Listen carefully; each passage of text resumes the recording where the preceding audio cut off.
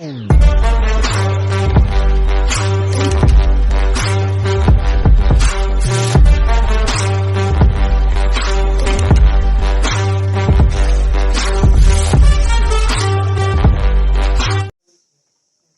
Hello guys, welcome to my channel. और एक साल पहले मैंने कई सारे वीडियोस डाली थी, लेकिन मैंने फिर वो चैनल सारा बीच में छोड़ दिया।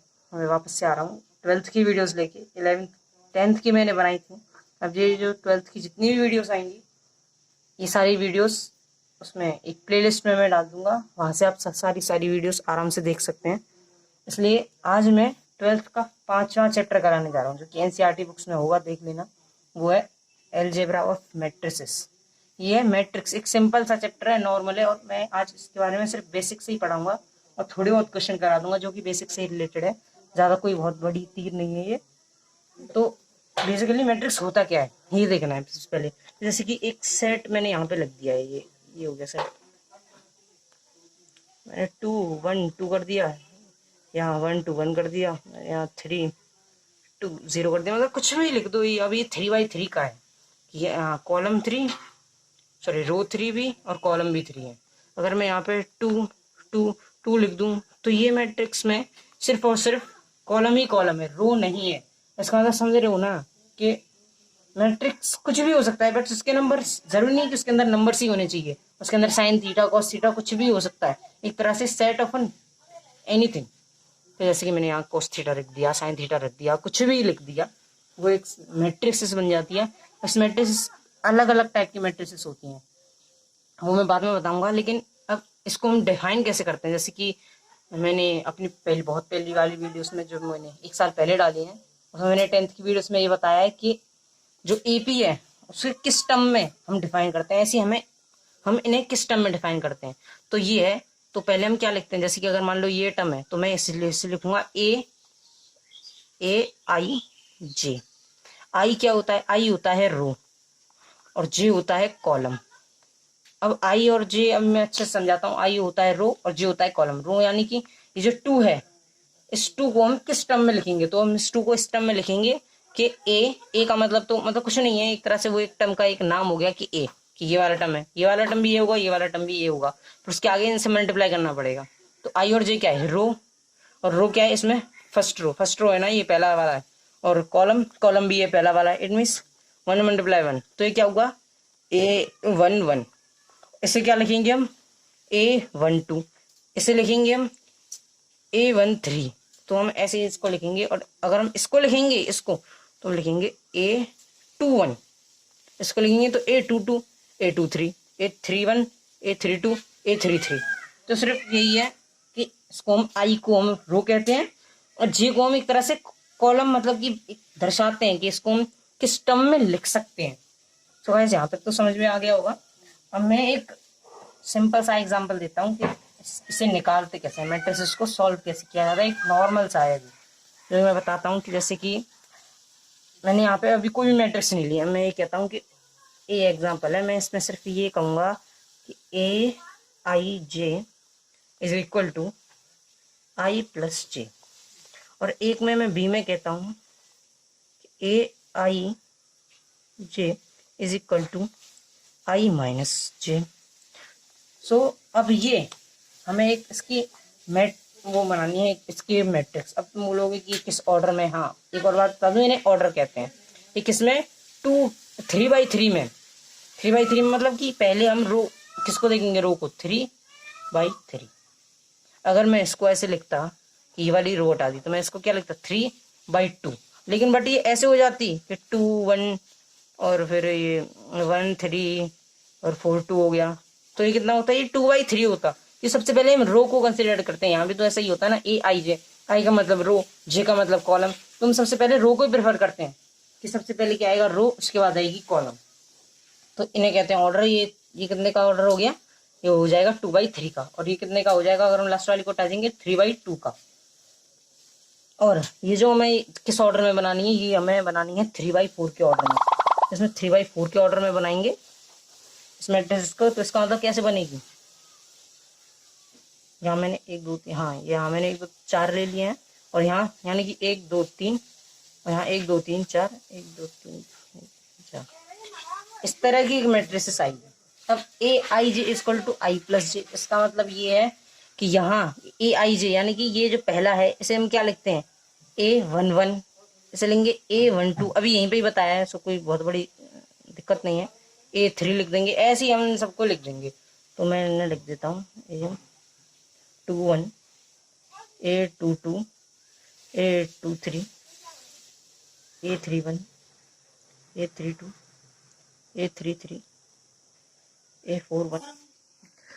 तो हमने ये इन सब के टर्म्स लिख दिए। अब इसका आंसर कैसे निकालेंगे, ये वन वन है, वन को क्या लिखेंगे आई, वन को भी, इसमें भी वन को क्या लिखेंगे आई लिखिए, जे लिखेंगे ना। तो ये वन आई भी वन है और जे भी वन है, तो उसमें हम क्या कर देंगे वन प्लस वन, ये पहले वाले में हो गया। दूसरे वाले में वन प्लस टू कर देंगे, तीसरे वाले में वन प्लस थ्री कर देंगे। कॉमनली बात है कि ये नॉर्मली ऐसे ही होगा। अब यहाँ पे मैं इन सबको इसी तरह से लिख दूंगा, यहाँ हो जाएगा two plus one, two plus two, two plus three. मतलब अब इनका हमें ऐसे ही लिखते रहना है सबका, और हमें आंसर कैसे निकालना है। अब ये अगली मैट्रिक्स शुरू हो गई, इसमें आंसर क्या आएगा, one plus two, one two होता है, और वन प्लस टू थ्री होता है, और वन प्लस थ्री फोर होता है। तो ये ऐसे इन सबके आंसर आ जाएंगे। ये प्लस करने पे जो मैं अभी आंसर बता रहा हूँ ये आएगा, माइनस करने पे आंसर दूसरा आएगा, वो मैं नहीं बता रहा हूँ क्योंकि इसमें टाइम बहुत लग जाएगा।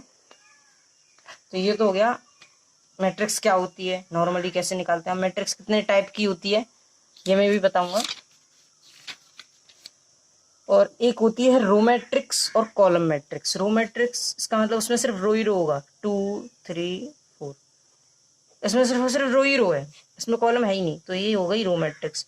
Column matrix two three four, इसमें सिर्फ कॉलम ही कॉलम है, रो है ही नहीं, तो ये सिर्फ ये हो गई रो मैट्रिक्स, ये हो गई कॉलम मैट्रिक्स। ये बहुत ही आसान है। एक होती है स्क्वायर मैट्रिक्स, ये भी बहुत ही आसान है। मैंने सबसे पहले स्क्वायर मैट्रिक्स ही बनाई थी। ये 3x3 की, मैं कहूँ 3x3 ऑर्डर में, 2x2 ऑर्डर में, 4x4 ऑर्डर में, 5x5 ऑर्डर में। तो ये सब स्क्वायर मैट्रिक्स होते हैं, 3x3, 2x2, 4x4, और इवन 1x1 भी, ये भी स्क्वायर मैट्रिक्स ही होगा। और अगला है फिर डायगोनल मैट्रिक्स। इन सबको नाम मैं लिख रहा नहीं हूँ इसलिए याद करते रहना। एक होता है डायगोनल मैट्रिक्स। डायगोनल मैट्रिक्स में ऐसा होता है कि डायगोनल मैट्रिक्स हमेशा स्क्वायर मैट्रिक्स भी होगी। इट मीन्स डायगोनल मैट्रिक्स कभी भी 2x3 में नहीं बन सकती, ये हमेशा 3x3 में, या फिर 2x2 में, 4x4 में, या फिर 5x5 में ही बनेगी। इसके अलावा किसी में भी नहीं बन पाएगी। अब बनेगी कैसे, जैसे कि 3x3 कर दिया, अब मैं इसमें लिख दूँ 1 2 3 0 0 0 0 0 0। इट मीन्स ये जो आ रहे हैं ये इसी ऑर्डर में, ऐसा नहीं है कि तुम ये वाला डायगोनल ले लो, डायगोनल तो ये वाला भी है, इसी डायगोनल में नंबर्स आने चाहिए। वो नंबर्स कोई भी हो, मैं यहाँ 1 ले रहा हूँ, 2 ले रहा हूँ, तो ऐसा नहीं है सीक्वेंस में ही होनी चाहिए। कोई भी नंबर हो, यहाँ 9 आ जाए, यहाँ 8 आ जाए, कुछ भी हो, तो इन्हें कहते हैं डायगोनल मैट्रिक्स। और बाकी सारी जगह पे 0 होना जरूरी है। ऐसा नहीं है कि यहाँ भी कुछ और हो, यह इन सारी जगह पे 0, और यहाँ कोई भी नंबर आ सकता है, या फिर इसमें जहाँ पे साइन थीटा लिख दूँ, कॉस थीटा लिख दूँ, कुछ भी लिख सकता हूँ, मतलब यहाँ पे कोई वैल्यू होनी चाहिए। तो ये डायगोनल मैट्रिक्स हो जाएगा। अगला है स्केलर मैट्रिक्स। अब हमने क्या देखा था, डायगोनल मैट्रिक्स तब बन सकती है किसमें, स्क्वायर मैट्रिक्स में, और स्केलर मैट्रिक्स डायगोनल मैट्रिक्स में नहीं बनेगी। अब कैसे बनेगी, ये डायगोनल मैट्रिक्स है। अब इसमें ये 1 है, ये 2 है, ये 3 है, ये सब अलग अलग है। लेकिन अगर ये सब के सब सेम ही हो, जैसे कि 1 1 1, या फिर 2 2 2, या फिर 3 3 3, तो इसे कह देंगे स्केलर मैट्रिक्स। यानी कि अभी मैंने कहा ना कि डायगोनल मैट्रिक्स में कुछ भी आ सकता है, लेकिन डायगोनल मैट्रिक्स का एक पार्ट मान लो कि स्केलर डायगोनल मैट्रिक्स, इसमें क्या होगा कि सबकी वैल्यू सेम रहेंगी, कोई भी चीज चेंज नहीं होगी। और अगला है आइडेंटिटी मैट्रिक्स। अब या फिर तुम इसे आइडेंटिटी या फिर यूनिट मैट्रिक्स कह लो। मेनली ये कि यूनिट मैट्रिक्स कहना ज़्यादा थोड़ा डिफिकल्ट लगता है, क्योंकि आगे समझ में आ जाएगा कि हम इसे आइडेंटिटी मैट्रिक्स ज़्यादा क्यों कहेंगे, कि उसकी वैल्यू हमेशा आई में रखी जाती है। जैसे यहाँ की में जो टर्म रखे जाते हैं, जिसकी इसके जो टर्म होते हैं हमेशा आई में रखे जाते हैं, इसलिए मैं इसे आइडेंटिटी मैट्रिक्स कहूंगा। या फिर इसे आइडेंटिटी मैट्रिक्स भी नहीं, आइडेंटिटी डायगोनल मैट्रिक्स भी कह सकते हैं। क्यों, क्योंकि ये मैट्रिक्स जो है ये भी डायगोनल मैट्रिक्स से ही बनेगी। अब देखो मैं फिर से रिकैप करा देता हूँ। डायगोनल मैट्रिक्स में तीनों की तीनों कुछ भी हो सकते हैं, यहाँ 0 आना जरूरी है, ऐसा नहीं है यहाँ कुछ भी आ जाए, ये तीनों अलग अलग होंगे। डायगोनल मैट्रिक्स में मतलब कुछ भी हो सकता है। और स्केलर मैट्रिक्स में तीनों सेम होंगे। बात समझ में आ गई। सेम में भी ऐसा हो सकता है 2 2 सेम हो, 3 3 सेम हो, 4 4 सेम हो, मतलब कुछ तो फ्रीडम दे रखी है। लेकिन आइडेंटिटी मैट्रिक्स सारी फ्रीडम छीन लेती है कि नहीं, हम तुमको कुछ भी नहीं रहने देंगे, ओनली वन ही वन रहो। यहाँ 1 1 1 है, यहाँ 0 0 0 और यहाँ 0 0 0। तो ये हो गई आइडेंटिटी मैट्रिक्स। एक होती है नल मैट्रिक्स। नल मतलब तो समझते हो गए, एकदम जीरो, एकदम सपाट 0 0 0 0। या फिर यहाँ मैं एक और जीरो लगा दूं, यहाँ एक और जीरो लगा दूं, तो एक नल मैट्रिक्स हो गई जिसके अंदर कुछ है ही नहीं, एकदम सपाट जीरो एकदम। एक होता है अपर ट्रायंगुलर मैट्रिक्स और एक होता है लोअर ट्रायंगुलर मैट्रिक्स। इसमें क्या होता है, मैंने हाँ इसमें भी यानी कि अब डायगोनल मैट्रिक्स के बाद मैंने ये जितनी मैट्रिक्स बताई हैं ये सभी डायगोनल मैट्रिक्स से जुड़ी हुई है। कैसे? डायगोनल मैट्रिक्स में सब अलग अलग होते हैं, स्केलर मैट्रिक्स में सब सेम होते हैं, आइडेंटिटी मैट्रिक्स में सारे सारे जो है 1 1 होते हैं, नल मैट्रिक्स में सभी के सभी 0 होते हैं। लेकिन जो अपर ट्रायंगुलर मैट्रिक्स है ये भी इसी से जुड़ा हुआ है डायगोनल मैट्रिक्स से, बस इसमें अंतर इतना है कि जैसे कि मैं 3x3 की एक मैट्रिक्स ले रहा हूँ कि मैंने ले ली यहाँ मैट्रिक्स, क्या लूँ, 0 2 2 और फिर ले लिया 0 0 2 2 2 2, कुछ भी मैट्रिक्स ले ली, एक मैट्रिक्स ले ली। अब एक ऐसी मैट्रिक्स से बता नहीं सकते क्योंकि मैंने कुछ भी लिख दिया है, मतलब ऐसे ही जो भी मेरा मन आया वो मैंने लिख दिया। क्यों? क्योंकि हम ऐसे मैट्रिक्स को कुछ भी नहीं दर्शा रहे। अगर मैं इसी मैट्रिक्स को ऐसे लिखूं अब इसमें अपर ट्रायंगुलर मैट्रिक्स में क्या होगा, ये मैंने एक मैट्रिक्स ली थी, अब ये भी मैंने बताया कि ये मैंने एक मैट्रिक्स ली, इसका एक बीच में से डायगोनल खींच दिया। अब ये जो ऊपर की साइड जो ट्रायंगल दिख रहा है यहाँ पे नंबर्स होने चाहिए। यहाँ पे तो कुछ भी नंबर लिख दो, मैंने तो यहाँ पे 2 ही 2 लिया है, कोई भी नंबर। इवन इस बीच में ये जो डायगोनल है यहाँ भी ऐसा है, यहाँ पे भी 0 यहाँ पे भी 0 है, ऐसा नहीं होना चाहिए। यहाँ पे भी 2 होगा, यहाँ पे भी 2 होगा, इवन मतलब डायगोनल भी सेम होनी चाहिए। और इसके ऊपर वाला हिस्सा भी सेम हो, मतलब जरूरी नहीं कि वो 2 ही 2 हो, मतलब यहाँ पे नंबर होना चाहिए। और बाकी का बचा हुआ हिस्सा नल होना चाहिए, यानी कि यहाँ पे 0 ही 0 होने चाहिए, बाकी का बचा हुआ हिस्सा। तो ये क्या होगा, अपर ट्रायंगुलर मैट्रिक्स, क्योंकि ऊपर की साइड चला गया। अब नीचे की साइड इट मीन्स यहाँ 2 हो, यहाँ 2 हो, यहाँ 2 हो, यहाँ 5, यहाँ 3, यहाँ 4 और बाकी सब सारी जगह पे 0, यानी कि जो ट्रायंगल जो भरा हुआ होगा वो नीचे की साइड भरा हुआ होगा, तो वो हो जाएगी लोअर ट्रायंगुलर मैट्रिक्स। मैंने हर टाइप की एक मैट्रिक्स बता दी है। अब सिर्फ 2 क्वेश्चन कराऊंगा मैं, सिंपल से भी ज्यादा सिंपल होंगे, बहुत ज्यादा हार्ड नहीं है। और एक क्वेश्चन ये है कि एक मैट्रिक्स है उसमें एलिमेंट्स हैं कितने, 12 एलिमेंट्स है 12। अब इससे हम कितनी पॉसिबल ऑर्डर्स की एक मैट्रिक्स बना सकते हैं। ये बहुत ही सिंपल सा तरीका है 12 ऑर्डर की कैसे बना सकते हैं कि 12 ऑर्डर्स की हम एक ऐसी मैट्रिक्स बना सकते हैं, रो मैट्रिक्स, यानी कि यहाँ 1 1 1 1 2 3 ऐसे मैं 12 डिजिट्स ऐसे लिख दूं, तो ये भी एक ऑर्डर की मैट्रिक्स बन गई। तो एक किस ऑर्डर की बन जाएगी, 12/1 की भी बन जाएगी, एक 1/12 की बन जाएगी, फिर 4/3 की एक बनेगी, एक 3/4 की बनेगी, फिर 6/2 की बनेगी एंड 2/6 की बनेगी। बस इससे ज्यादा और कुछ नहीं बनेगी। यानी कि ये सिर्फ इनके एक फैक्टर थे, मैं समझाने के लिए बता रहा हूँ कि ऑर्डर्स मैट्रिक्स से जो ऑर्डर होते हैं वो होते क्या है, मतलब समझ गए ना। हाँ समझ जाने भी चाहिए, होशियार हूँ। तो अभी ये एक और क्वेश्चन करा रहा हूँ मैं, सेकंड वाला।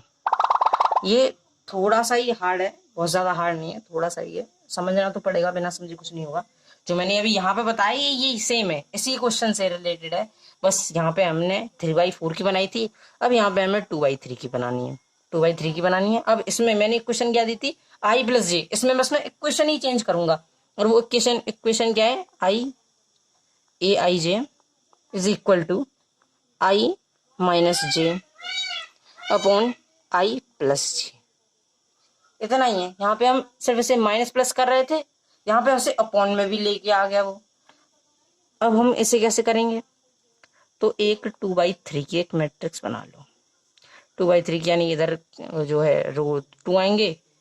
सबसे पहले हम रो से करते हैं, मैंने इसलिए पहले ही बताइए, सबसे पहले रो प्रेफर होता है, रो देन कॉलम। इसका मतलब ये जो 2 है ना ये रो है और 3 जो है कॉलम है, तो 2 रो है, इसमें से यहाँ एक आएगा, यहाँ कुछ आएगा, यहाँ कुछ आएगा, यहाँ कुछ आएगा, यहाँ भी कुछ आएगा, यहाँ भी कुछ आएगा। तो इसे हम क्या लिखेंगे, A11, इसे क्या लिखेंगे A12, इसे क्या लिखेंगे A21, इसे लिखेंगे A22, इसे लिखेंगे A31 और इसे लिखेंगे A32।